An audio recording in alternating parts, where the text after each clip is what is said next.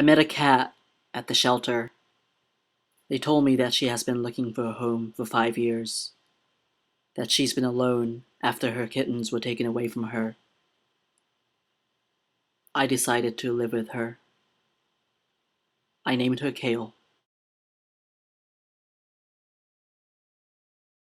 Monday, I found out Kale might have a tumor in her nose. The doctor said we might have to put her down. I only had her for 2 months, but I cried. The doctor said to give her antibiotics for a week. Kale refused to take the medicine.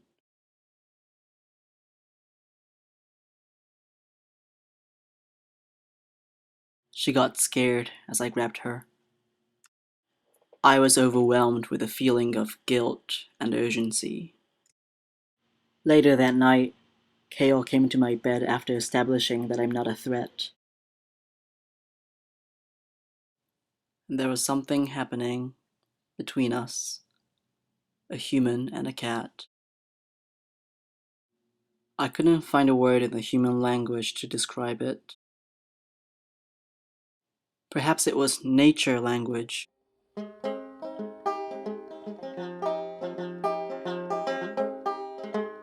Kale is my first housemate in the 3 years I have been in Ohio.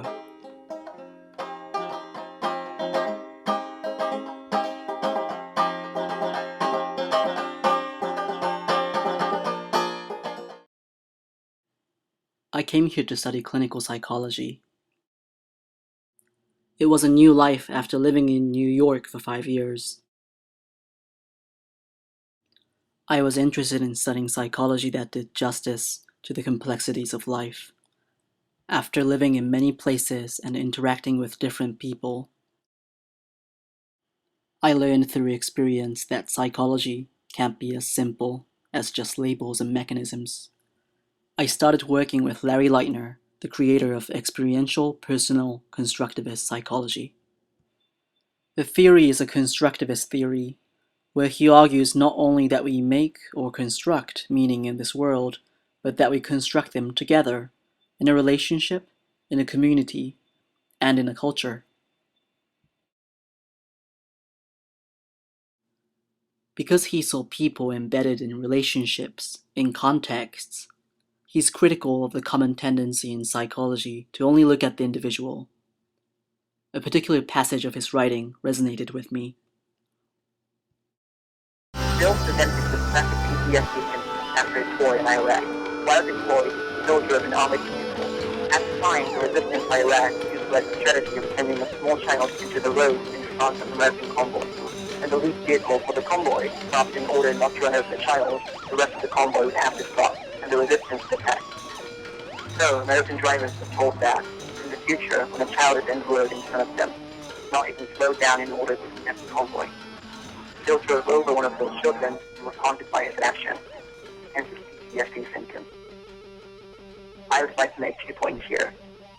First, I think Bill's symptoms really can be understood as a consequence of not revering humanity in general. Rather than seeing people who disagree with us as having a legitimate alternative position, we see them as enemies to be destroyed. We do not think of them as fathers and husbands, fathers and wives or little children. Hence, we find ourselves in a conflict where Bill winds up being diagnosed as mentally ill. This leads me to my second point. Who is the mentally ill person here? Bill, who is haunted by what he did, or some other driver who can run over a little child and not be haunted by his action? Or the people who ordered Bill and others to engage in such action? Or the culture that puts young people in the position of needing to make such orders?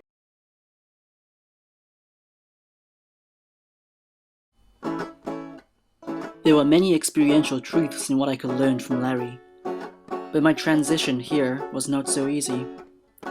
As a clinical psychology student, I felt very frustrated, feeling confined in popular frameworks of modern psychology. Having to rely on the diagnostic and statistical manual, as if it was reliable, and all the lines that it drew.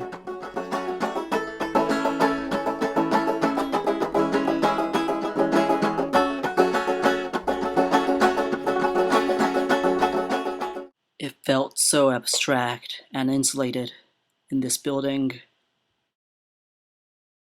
I found myself falling, being caught up in the abstract headspace myself. It was actually a familiar place that I found after having to move so many times in my life. It was a place where I could avoid connecting and separating from embodied people. After a while, your friends may bring you out of it, but it's an easy place to fall back into, so you don't have to deal with the difficulties of connection and separation.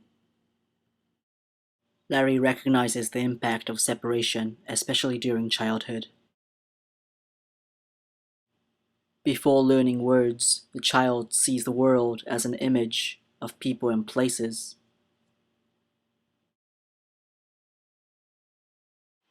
You can be traumatized after being separated from people, places you loved. What is the impact of being separated from a place multiple times? You lose sight of where your feet are. You also lose track of time. David Abraham talks about how we used to be able to tell the time by observing the place. Time and space were inseparable. Now that I feel separated and insulated from the place, it's hard to tell night from day, present from past.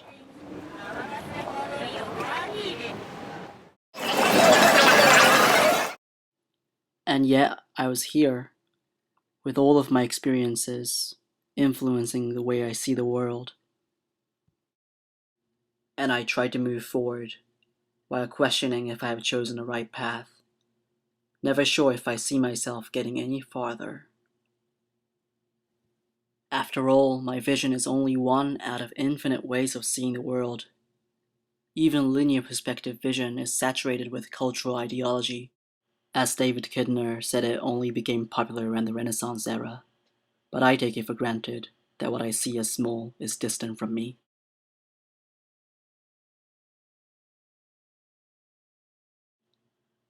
It was only recent that I started seeing things outside of this building. The air was fresh. I realized I was stuck in one insulated place for a long time. I never noticed how much life there is outside, how much there is outside of my own human psychology. I could now hear the wind, the insects, the trees, animals, and a cat.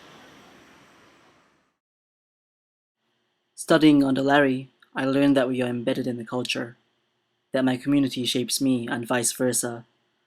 But as I was always inside of my head, I never paid attention to what was outside of human communities.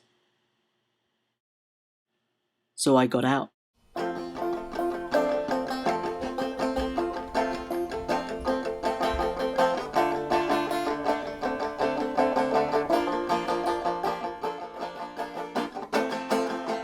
As I started paying attention, I learned that visuals are very different. I said that I took linear perspective vision for granted. David Kidner stated that such an assumption has an implication, that the perceiver is separate from what is perceived. But you don't have to see things that way. You can instead immerse.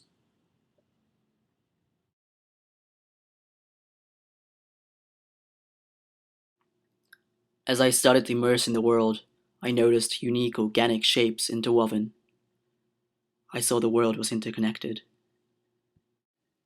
I saw a tree enrooted in the ground far longer than I have in any particular place. This particular ground was the only home for the tree, yet it branched out in the sky far higher than myself.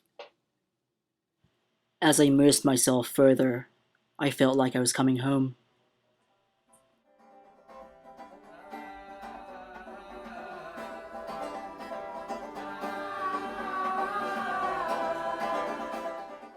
The world was full of beings that are not human, that are more than human, that I have overlooked in my life.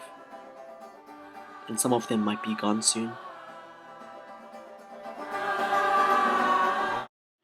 After living in your darker depths for a long time, a beam of sunlight can be painful to your eyes. And yet it is the sun that grants you vision in the first place, that lets you see the colors that tells you whether a being is alive or dead, whether a plant is fresh or rotten. From the sun the plants grow and make the air that I breathe. I cannot see the world, let alone exist in it, without the non-human things, the more than human beings.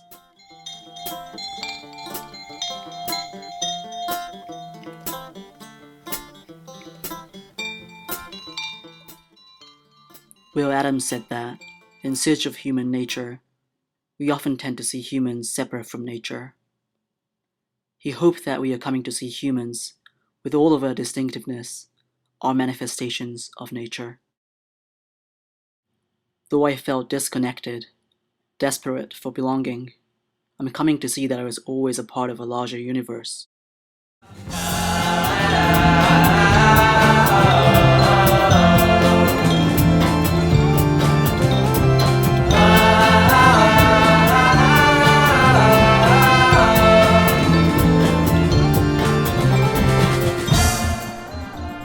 As I feel more at home, I walk further outside. I realize that I don't need to walk a path that was established before. I don't have to walk in a straight line. I can be creative.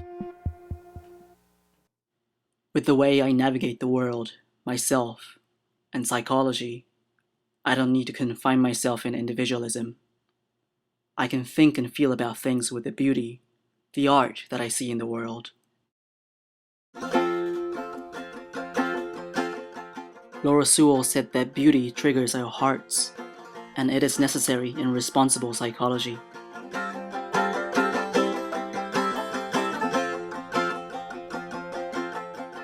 We might have had our past, with old frustration and regret, but a new life can grow from it.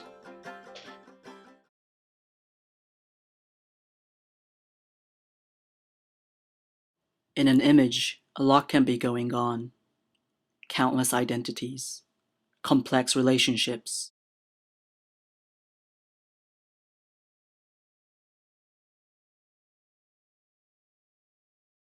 Yet when it's beautiful, it catches our eyes, and we see an integrated, holistic picture without effort.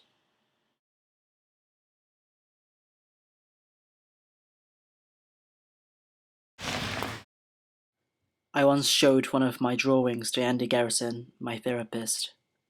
He looked at it for a while and said, "You don't see a straight line, do you?" I realized that you become mindful when you make art. You pay attention to how you draw with your pen, paint with a brush, or choose the right note for your song. You then notice the patterns, the flow in your art that you didn't intend. You notice the art in everything around you. You realize that everything is a construction, a creation, an art piece in which different materials and patterns are interconnected.